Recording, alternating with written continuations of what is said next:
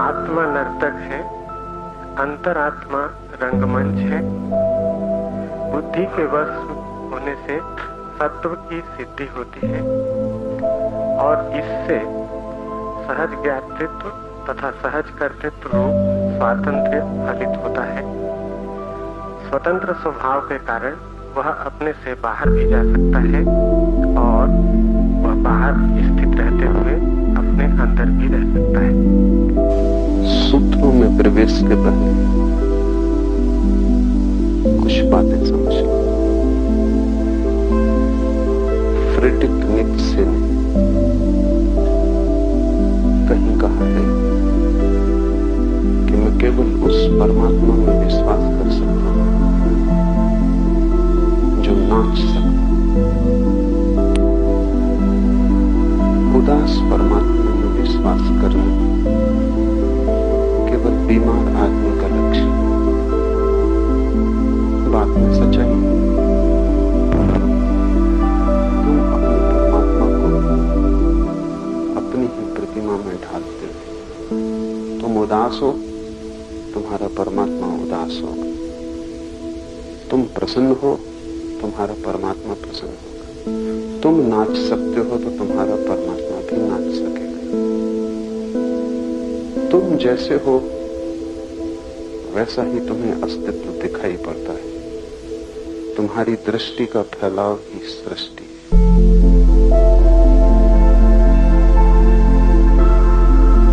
और जब तक तुम नाचते हुए परमात्मा में भरोसा न कर सको तब तक जानना कि तुम स्वस्थ नहीं हो। उदास रोते हुए रुग्ण परमात्मा की धारणा तुम्हारी रुग्ण दशा की सूचक है। पहला सूत्र है आज का, आत्मा नर्तक है।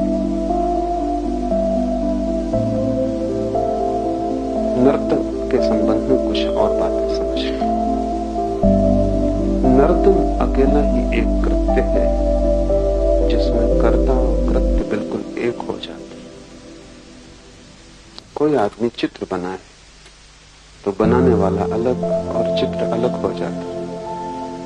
कोई आदमी कविता बनाए तो कवि और कविता अलग हो जाती। कोई आदमी मूर्ति गढ़े तो मूर्तिकार और मूर्ति अलग हो जाती। सिर्फ नर्तन एकमात्र कृत्य है जहां नर्तक और नृत्य एक होता है। उन दोनों को अलग नहीं किया जा सकता। अगर नर्तक चला जाएगा नृत्य चला जाएगा, और अगर नृत्य खो जाएगा तो उस आदमी को जिसका नृत्य खो गया नर्तक कहने का कोई अर्थ नहीं। वे दोनों संयुक्त हैं। इसलिए परमात्मा को नर्तक कहना सार्थक है। ये सृष्टि उससे भिन्न नहीं, ये उसका नृत्य है, ये उसकी कृति नहीं है, ये कोई बनाई हुई मूर्ति नहीं है कि परमात्मा ने बनाया और वो अलग हो गया। प्रतिपल परमात्मा इसके भीतर मौजूद है। वो अलग हो जाएगा तो नर्तन बंद हो जाएगा, और ध्यान रहे कि नर्तन बंद हो जाएगा तो परमात्मा भी खो जाएगा, तो वो बच नहीं सकता। फूल फूल में, पत्ते पत्ते में, कण कण में वह प्रकट हो रहा है। सृष्टि कभी पीछे अतीत में होकर समाप्त नहीं हो गई, प्रतिपल हो रही है। प्रतिपल सृजन का कृत्य जारी है। इसलिए सब कुछ नया है। परमात्मा नाच रहा है, बाहर भी भीतर भी। आत्मा नर्तक है। इसका अर्थ है कि तुमने जो भी किया है, तुम जो भी कर रहे हो और करोगे, वो तुमसे भिन्न नहीं, वो तुम्हारा ही खेल है। अगर तुम दुख झेल रहे हो तो ये तुम्हारा ही चुनाव है। अगर तुम आनंद मग्न हो ये भी तुम्हारा चुनाव है, कोई और जिम्मेवार नहीं। मैं एक कॉलेज में प्रोफेसर था, नया नया वहां पहुंचा। कॉलेज बहुत दूर था गांव से, और सभी प्रोफेसर अपना खाना लेकर साथ ही आते थे, और दोपहर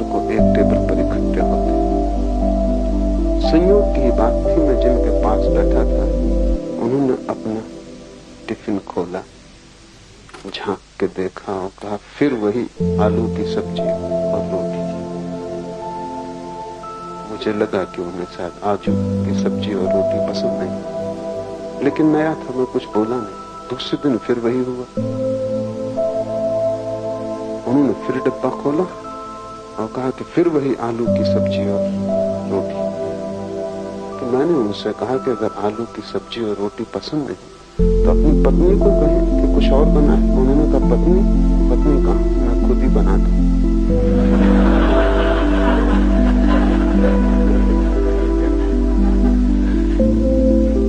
यही तुम्हारा जीवन, कोई है नहीं।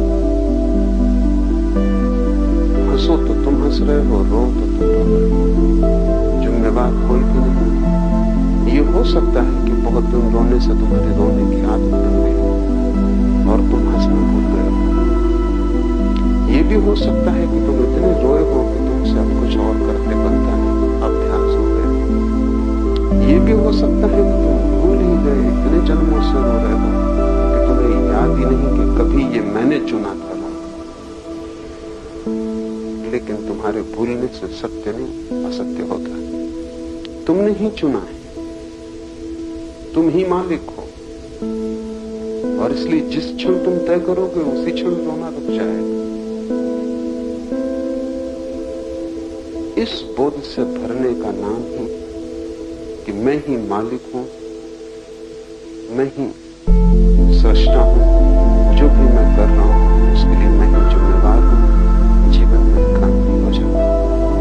जब तक तुम दूसरे को जिम्मेवार समझोगे तब तक क्रांति असंभव, तब तक तुम निर्भर रहोगे। तुम सोचते हो दूसरे तुम्हें दुखी कर रहे हो, तो फिर तुम कैसे सुखी हो सकोगे? असंभव, क्योंकि दूसरों को बदलना तुम्हारे हाथ में है। तुम्हारे हाथ में तो केवल स्वयं को बदलना है। अगर तुम सोचते हो कि भाग्य के कारण तुम दुखी हो रहे हो, तो फिर तुम्हारे हाथ के बाहर हो गई बात। भाग्य को तुम कैसे बदलोगे? भाग्य तुमसे ऊपर है। और तुम अगर सोचते हो तुम्हारी विधि में ही विधाता ने लिख दिया है जो हो रहा है, तो तुम एक परतंत्र यंत्र हो जाओगे, तुम आत्मवान न रहोगे। आत्मा का अर्थ ही यह है कि तुम स्वतंत्र हो, और चाहे कितनी ही पीड़ा तुम भोग रहे हो, तुम्हारे ही निर्णय का फल है। और जिस दिन तुम निर्णय बदलोगे उसी दिन जीवन बदल जाएगा। फिर जीवन को देखने के ढंग पर सब कुछ निर्भर करता है। मैं मुल्ला नसरुद्दीन के घर में मेहमान था। सुबह बगीचे में घूमते वक्त अचानक मेरी आंख पड़ी, देखा कि पत्नी ने एक प्याली नसरुद्दीन के सिर की तरफ फेंकी। लगी नहीं सिर में, दीवार से टकरा के चकनाचूर हो गई। नसरुद्दीन ने भी देख लिया कि मैंने देख लिया है, तो वो बाहर आया और उसने कहा क्षमा करें, आप कहीं कुछ और न सोचें, हम बड़े सुखी। ऐसे कभी कभार पत्नी चीजें फेंकती है, मगर इससे हमारे सुख में कोई भेद नहीं पड़ता। मैं थोड़ा हैरान हुआ, मैंने पूछा थोड़ा विस्तार से कहो। तो उसने कहा अगर उसका निशाना लग जाता है तो वो खुश होती है, और अगर चूक जाता है तो मैं खुश होता हूं। वैसे हमारी खुशी में कोई भेद नहीं पड़ता है। और कभी कभी निशाना लगता है, कभी कभी चूकता, हम दोनों खुश हैं। जिंदगी को देखने के ढंग पर निर्भर करता है। तुम ही बनाते हो, फिर तुम ही देखते हो, फिर तुम ही व्याख्या करते हो। तुम बिल्कुल अकेले हो। तुम्हारे संसार में कोई दूसरा कभी प्रवेश नहीं करता, प्रवेश कर भी नहीं सकता। कोई प्रवेश भी करता है तो वो तुमने ही आज्ञा दी। इससे एक कठिनाई है, इसीलिए तुम इसे भूले हुए। कठिनाई यह है कि अनुभव करना कि मैं ही जिम्मेवार हूं, तब तुम दुखी न हो सकोगे। और अगर दुखी होना चाहते हो तो शिकायत में कर सको। उन दोनों में बड़ा रस है, दुखी होने में भी बड़ा रस है, क्योंकि जब तुम दुखी होते हो तब तुम शहीद होते हो। शहीदगी का बड़ा मजा है। जब तुम दुखी होते हो तब तुम सहानुभूति मांगते हो। सहानुभूति में बड़ा रस। इसलिए तो लोग अपने दुख की कथा एक दूसरे को बढ़ा चढ़ा के सुनाते रहते। क्या कारण होगा कि लोग दुख की इतनी कथा सुनाते रहते? कोई सुनना भी नहीं चाहता। कौन सुख है तुम्हारे दुख में? और दुख की बातें सुन के दूसरा भी उदास ही होगा। कोई दूसरे के जीवन में फूल तो नहीं खिल जाएंगे, लेकिन तुम सुनाए जा रहे हो। और दूसरा तभी तक सुनता है जब तक उसे आशा रहती कि तुम भी उसकी सुनोगे, अन्यथा वो खिसक जाए। तुम उन्हीं आदमियों को कहते हो कि उबाने वाले हैं जो तुम्हें बोलने का मौका नहीं देते। तो एक समझौता है, तुम हमें उबाओ, हम तुम्हें उबाएं। तुम अपने दुख की कथा कह के हमें परेशान करो, हम अपने दुख की कथा कह के तुम्हें परेशान करें और बराबर हो जाए। क्यों आदमी दुख की इतनी चर्चा करता है? क्या कारण? सहानुभूति की अपेक्षा रखता है। दुख की बात करेगा तो कोई पुरस्कारेगा, सहलाएगा, कोई कहेगा कि बड़े दुखी हो। दूसरे का प्रेम मांग रहे हो तुम दुख के द्वारा। इसलिए दुख में तुम्हारा बड़ा इन्वेस्टमेंट है, उसमें तुमने बहुत अपनी संपत्ति लगाई। जब भी तुम दुखी होते हो तभी तुम्हें थोड़ी सी आशा चारों तरफ से मिलती है। लोग तुम्हें सहारा देते मालूम पड़ते हैं, सहानुभूति दिखलाते।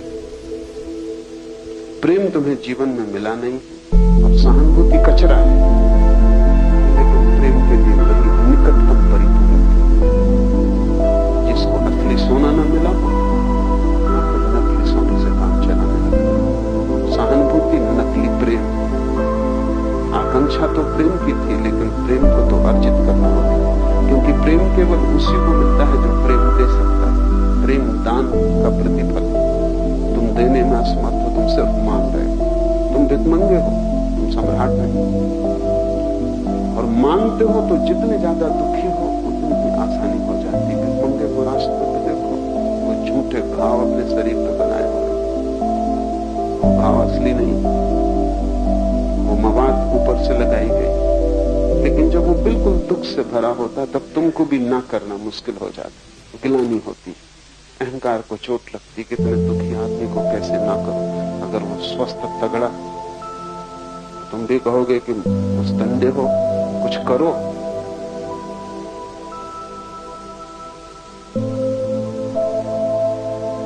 कुछ कमाओ, कमा सकते हो। लेकिन दुखी आदमी को देख के तुम बोल नहीं पाते, तुम्हें सहानुभूति दिखानी ही पड़ती, चाहे झूठी ही सही।